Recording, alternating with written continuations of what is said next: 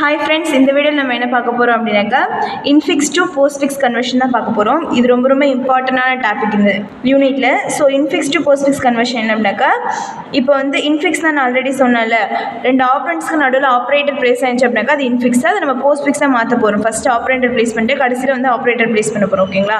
இப்போ இதுக்கான ஸ்டெப்ஸ் என்ன அப்படின்னாக்கா, first initialize the empty stack. ஒரு ஸ்டாக்கை வந்து எம்டியான ஒரு ஸ்டாக்கை வந்து இனிஷியலைஸ் பண்ணிக்கணும். ஓகேங்களா? ஒரு empty stack. Scan the infix expression left to right. ஒரு இன்ஃபிக்ஸ் எக்ஸ்பிரஷன் இருக்குல்ல, ஸோ வந்து லெஃப்ட் டு ரைட்டில் வந்து ஸ்கேன் பண்ணும். ஓகேவா? If the scanned character is an operand then add it to the result. அதாவது ரிசல்ட்டுன்னு ஒன்று இருக்கும், ஸ்டாக்குன்னு ஒன்று இருக்கும். ஓகேங்களா? இப்போ வந்து நம்ம ஸ்கேன் பண்ண கேரக்டர் வந்து ஆப்ரண்டாக இருந்துச்சு அப்படின்னாக்கா அது வந்து ரிசல்ட்டில் மூவ் பண்ணோம் அப்படின்னு சொல்லியிருக்கோம். நெக்ஸ்ட் வந்து if the scanned characterise and இப்போ வந்து ஓப்பன் பெராந்தசிஸ் இருக்கு இல்லையா, ஸோ ஓப்பன் பெராந்தஸாக இருந்துச்சு அப்படின்னாக்கா push it to the stack, அது வந்து ஸ்டாக்கில் மூவ் பண்ணிடணும் அப்படின்னு சொல்கிறாங்க.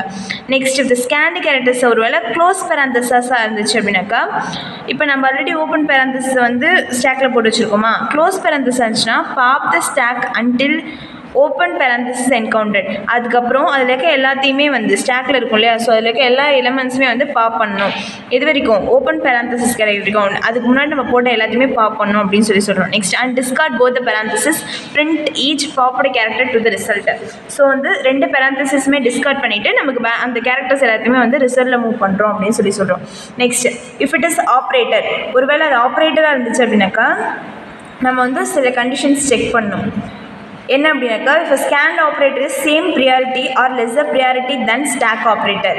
ஓகேங்களா? இப்போ ஆல்ரெடி நம்ம ஸ்டாக்கில் ஒரு ஆப்ரேட்டர் போட்டு வச்சுருக்கோம். இப்போ நம்ம போடுற ஆப்ரேட்டர் தான் ஃபஸ்ட் ஆப்ரேட்டர்னால் ப்ராப்ளம் இல்லை. ஆல்ரெடி ஒரு ஆப்ரேட்டர் இருக்குது அப்படின்னாக்கா அந்த ஆப்ரேட்டர் வந்து லெஸ்ஸர் ப்ரியாரிட்டியா கிரேட்டர் ப்ரியாரிட்டியா அப்படின்னு பார்க்கணும்.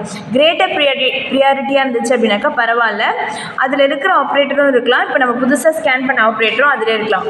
ஒருவேளை லெஸ்ஸர் ப்ரியாரிட்டியாக இருந்துச்சு அப்படின்னாக்கா நம்ம ஸ்டாக்கில் இருந்த எல்லா ஆப்ரேட்டருமே வந்து ரிசல்ட்டுக்கு மூவ் ஆகிடும். அதுதான் இந்த பாயிண்ட் சொல்லும். ஓகேங்களா?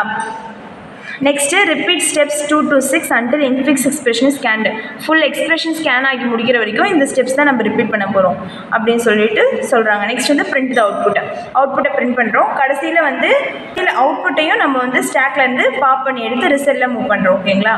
These are the steps. Okay, next example பார்க்கலாம்.